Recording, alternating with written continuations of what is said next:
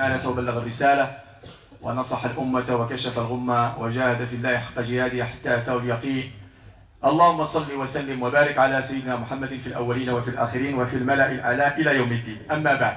Mes chers frères et sœurs, jusqu'à maintenant, nous avions évoqué, premièrement, toujours en parlant, je le rappelle pour ceux qui n'étaient pas là peut-être la semaine dernière ou la semaine d'avant, juste un petit rappel très rapidement.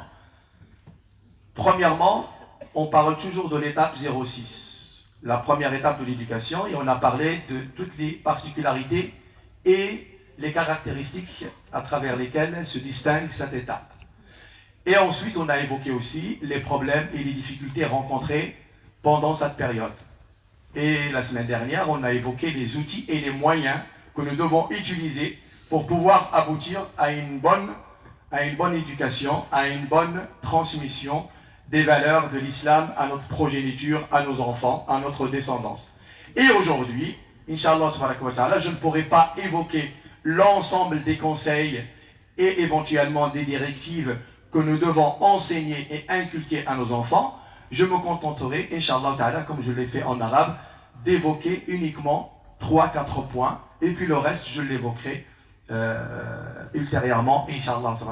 Alors, premièrement, parmi les conseils et les conversations et les enseignements que nous devons avoir avec nos enfants entre 0 et 6 ans, c'est le côté dogmatique.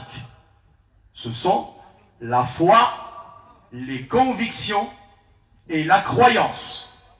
On doit parler, on doit inculquer à nos enfants l'iman, la foi en Dieu.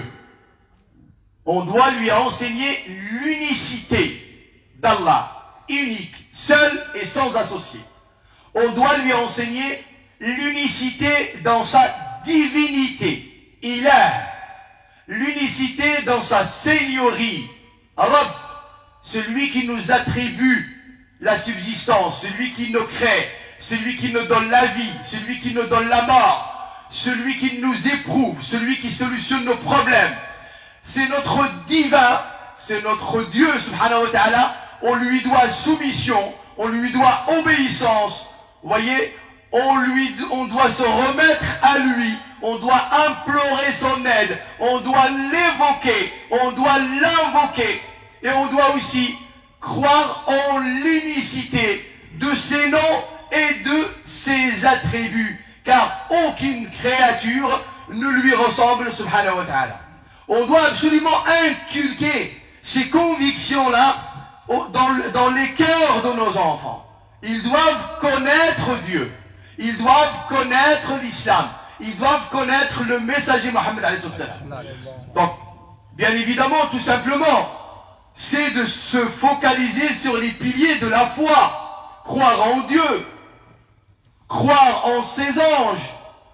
L'enfant doit entendre parler de Jibril, l'ange de la révélation, doit entendre parler d'Israfil, l'ange qui va souffler dans la corne. Il doit entendre parler de Mikaïl, celui qui a la responsabilité de répartir les biens, la subsistance. Il doit entendre parler de Malak el-Maut, celui qui récupère les âmes. Il doit connaître les douanes, l'ange gardien du paradis. Il doit connaître Malik, l'ange gardien de l'enfer. Il doit connaître Munkar et Nakir, les deux anges qui nous interrogent dans la tombe, et ainsi de suite. Il doit connaître ces choses-là. Il doit connaître les prophètes. Muhammad sallallahu alayhi wa sallam. Il doit connaître Isa alayhi salam. Il doit connaître Moussa alayhi salam. Ibrahim alayhi salam. Nuh alayhi salam. Il doit connaître le nombre des prophètes, le nombre des messagers, la différence qu'il y a entre Rasoul et Nabi. Pourquoi certains c'est des Anbiya, pourquoi d'autres c'est des Rasul. Quelle est la nuance?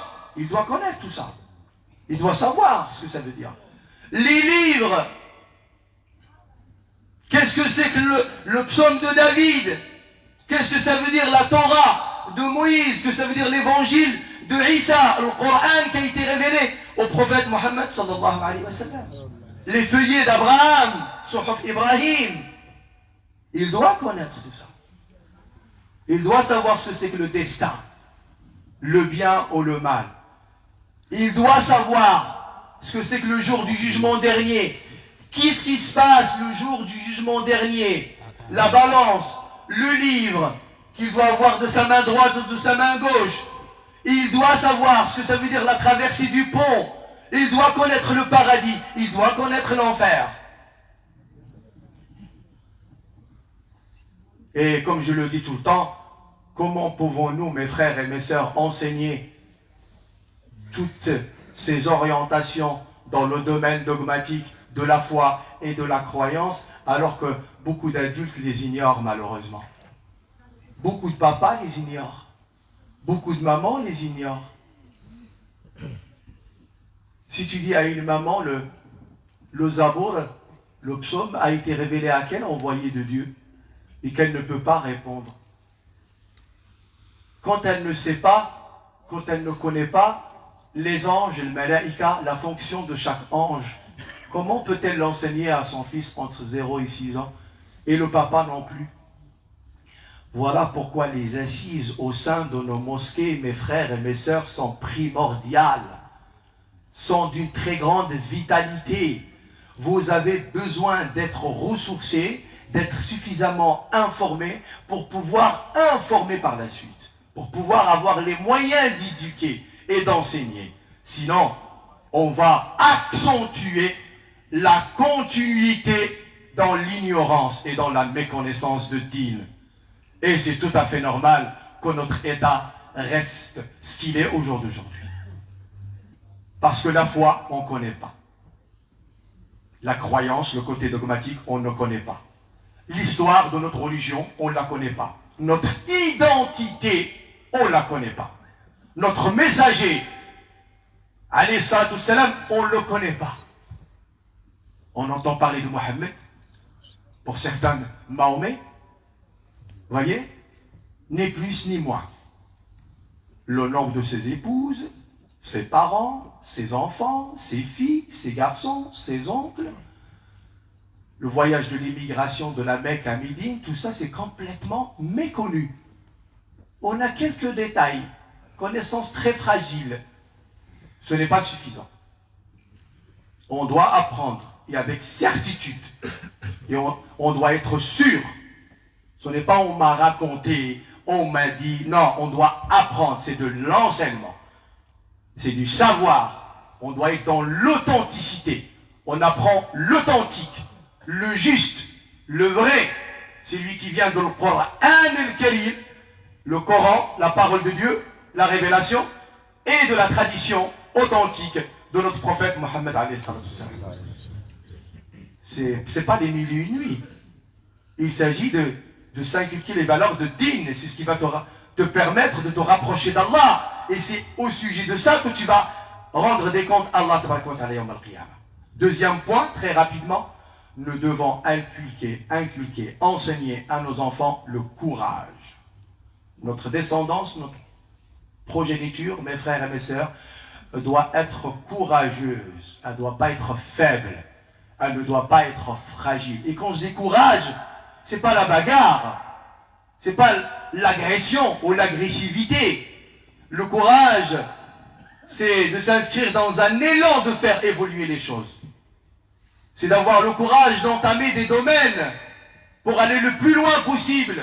Avoir le courage de devenir savant, de devenir connaisseur, d'avoir des diplômes, d'affronter les difficultés de la vie. C'est ça, c'est de ce courage-là dont on parle. Pas le courage dans le sens négatif. Je vais devenir délinquant parce que je suis courageux. Vous voyez, je vais nuire à la société parce que je suis courageux. Je vais me battre contre les agents de police parce que je suis courageux. Ça ne s'appelle pas un courage, ça. Ce n'est pas un courage. Ça, c'est le désordre au sein de la société. Ça s'appelle de la délinquance. Tu t'inscris dans le négatif. Courageux parce que, alhamdulillah, bil alamin, tu as l'endurance de devenir médecin, de devenir juriste, d'avoir un métier, d'avoir une profession. Tu as le courage d'avoir une épouse, d'avoir un époux, d'avoir des enfants, de les éduquer, de subvenir à leurs besoins, de les éduquer. Tu as le courage d'affronter les difficultés de la vie. C'est de ce courage-là qu'il s'agit. Et ne pas l'interpréter comme on a envie de l'interpréter, en étant dans ce qui est mauvais. Et pour finir, Inch'Allah, pour pas faire long, on doit enseigner à nos enfants la confiance. On doit leur inculquer la manière pour qu'ils puissent avoir une confiance en eux, en leur montrant que nous avons confiance en eux. On leur fait confiance pour qu'ils aient confiance en eux.